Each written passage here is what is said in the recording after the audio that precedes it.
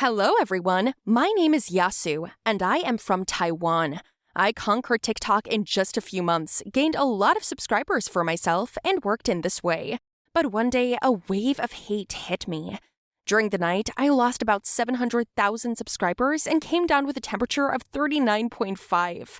Are you wondering how I lost everything? Then keep listening. That morning, a girl became attached to me. She shoved me local sweets and asked me to buy them. But I, angry, hit her box and her sweets fell on the road. A car ran over them and crushed them.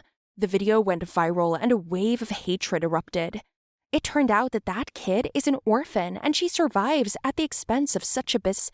Damn, my attempts to apologize or somehow bribe her were already useless. My crisis manager advised me to lay low temporarily and then make a big, kind gesture. For example, charity to an unfamiliar, poor family. Fortunately, he quickly found one. I arrived with bags full of groceries and knocked on their door. UA's manager stood behind the camera and filmed.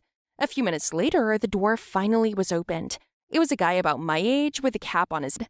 I said hello, and he immediately slammed the door and then opened it and told me to go away.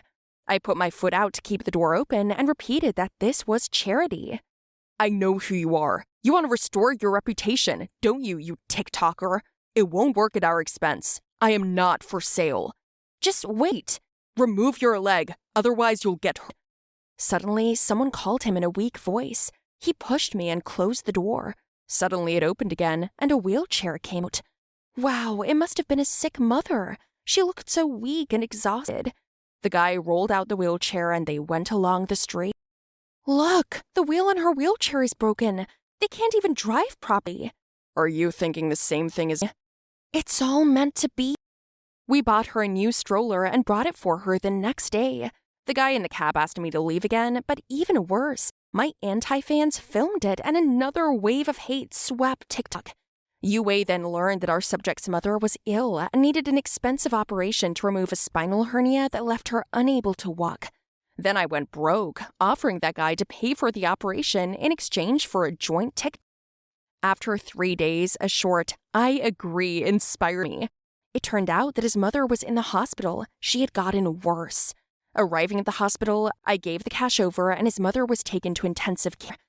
We had a nice chat for several hours, and when the doctor came out, he said that everything was fine with his mother. We exhaled and were told that she would sleep there until the morning. Hungry? Yeah, a little bit. Let's go make some new jumi. We arrived at the old Tao house. I didn't know then that I would find something very valuable. Inside it, it was nice, despite the dilapidation. Tao went to the kitchen. My attention was drawn to a childhood photo of one mega popular TikToker 3 years. Weird. Where did he get that from? He doesn't seem like someone who likes TikTok. Tao then entered the room and brought soup on a tray. I ate and immediately felt good inside. Then I asked him where he got the TikToker photo from. Tao ate and joked that he stole the thing. I didn't believe him and asked him to sell it to me, but he said that he could not and would not sell it. That TikToker made millions. Nobody knew why he disappeared. He sold the account and hasn't been seen since. The star only showed his photo of himself as a child once. Everyone remembered his mole under his eyebrow. And then my heart skipped a beat. I carefully removed his cap and saw a mole under Tao's eyebrow. Oh no, it can't be! I bombarded him with questions. Where did you go? Why did you stop filming? Was it because of your mom? What happened? But Tao remained silent, and then he suggested that I save my account through the story of my help for his family. We shot several videos and it got a lot of likes and approval. The number of subscribers has recovered and even increased. Tao thanked me and then our paths diverged, but that didn't make me any happier. One day I went back to his house to visit his mother. We had a nice walk, but then I got a hysterical call from UA. Someone dug up about Tao. His mother was recognized and a video appeared where you go to the hospital with her. Now everyone believes that your help was fake so Tao could appear on TikTok again. My manager yelled. Then Tao went into the house. He accused me of leaking information, and now people hung out near his house and wouldn't give him a rest. It was not true, but he wouldn't listen. He threw the baby photo at me and said, Here is the payment for the operation. You can sell the original. Count on that. Only later did I find out that his mother got sick because of her son's TikTok.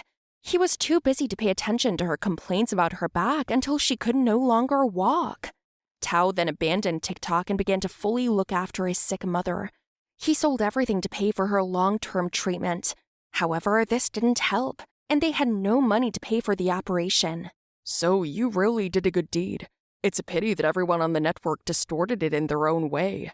I don't care what they say about me online. What are you talking about? You have to save your account.